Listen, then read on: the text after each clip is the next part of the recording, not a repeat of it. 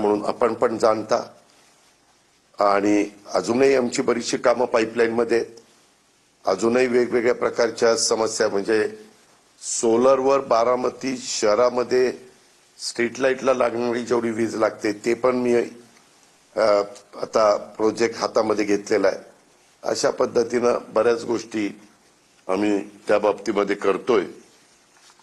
तसंच मला दुसरं एक तुम्हाला सांगायचं होतं, हे झालं येणाऱ्या निवडणुकीच्या बाबतीत. बाकीची पण जबाबदारी जेजुरीची, सासवडची, फुरसुंगी उरळी देवाची किंवा इकडं दौंड, इंदापूर, शिरूर, खेड म्हणजे राजगुरुनगर, चाकण, आळंदी, तळेगाव, दाभाडे, वडगाव, मावळ, लोणावळा, तिकडं भोर, तिकडं जुन्नर, आता नवीन मनसर झालंय.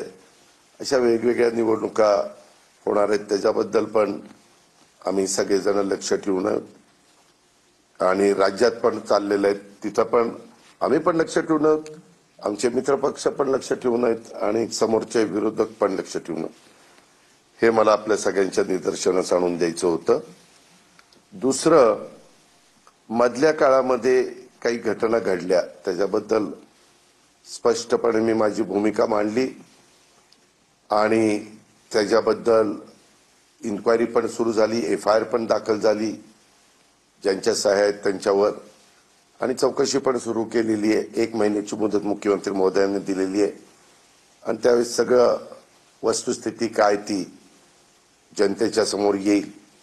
कारण 1 रुपयाचा व्यवहार न करता नुसते आकडे लिहून कसा कागद होऊ शकतो ते आजपर्यंत मला काही कळलेलं नाहीये. आणि त्याच्यावर मी पण आश्चर्यचकित झालो की असं कसं, ज्या रजिस्टर ऑफिसच्या व्यक्तींनी हे नोंदणी केली त्यांनी कशामुळे ही नोंदणी केली, काय त्याला असं घडलं की त्यांनी चुकीचं काम केलं, अशा सगळ्या गोष्टीचा वस्तुस्थिती आपल्याला महिन्यांनी कळेल. कारण सगळे चांगले अधिकारी मुख्यमंत्री महोदयांनी त्या कमिटीवर नेमलेले आहेत. ते सुरू झाल्यावर पत्रकार मित्रांनो काय होतं, निवडणुका जवळ झालं की आमच्यावर आरोप सुरू होतात कुठनं तरी काहीतरी. मागेही तुम्हाला आठवत असेल की असाच 2009 का 8ला 70,000 कोटीचा आरोप झाला. त्याला 15-16 वर्ष झाली परंतु त्याच्यातनं काहीही कुणी पुरावे देऊ शकले नाही, काही होऊ शकलेलं नाही. पण बदनामी तर आमची होती. कुणी पण उठायचं, ते असं झालं तसं झालं.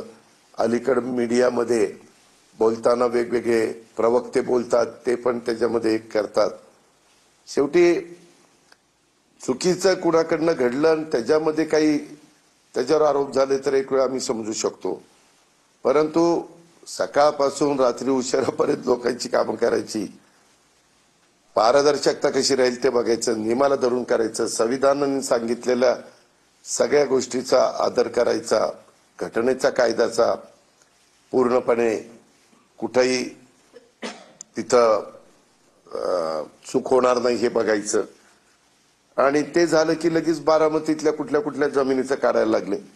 माझं तुम्हालाही सगळ्या पत्रकार मित्रांना आव्हान आहे, मी राजकीय कारकिर्दीला सुरुवात केल्यापासून मी कधीही माझ्या हातनं कुठली चुकीची गोष्ट होऊन देत नाही. आणि मी मागेही 2-3दा एकदा मुंबईला सांगितलं, पुण्यामध्ये सांगितलं, आता तुमच्या इकडे सांगतो की माझ्या नावाचा वापर करून माझ्या जवळचे नातेवाईक असतील, लांबचे नातेवाईक असतील, माझे जवळचे कार्यकर्ते असतील, माझ्या जवळचे सहकारी असतील, माझ्या जवळचे अधिकारी असतील, त्यांनी जरी कुणी काही सांगितलं, ह्यांनी तर सांगूच नाही, पण यदा कदाचित काही सांगितलं तर ते नियमात नसेल तर अजिबात संबंधित अधिकाऱ्यांनी त्या कामात करता कामा नये.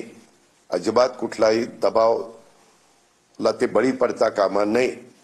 हे मी स्पष्टपणे सगळ्या माझ्या क्लास 1, क्लास 2, क्लास 3 या सगळ्या अधिकाऱ्यांना पण आवाहन करतो आणि IAS IPS ऑफिसर जे कोणी वरिष्ठ अधिकारी आहेत त्यांना पण सगळ्यांना आवाहन करतो.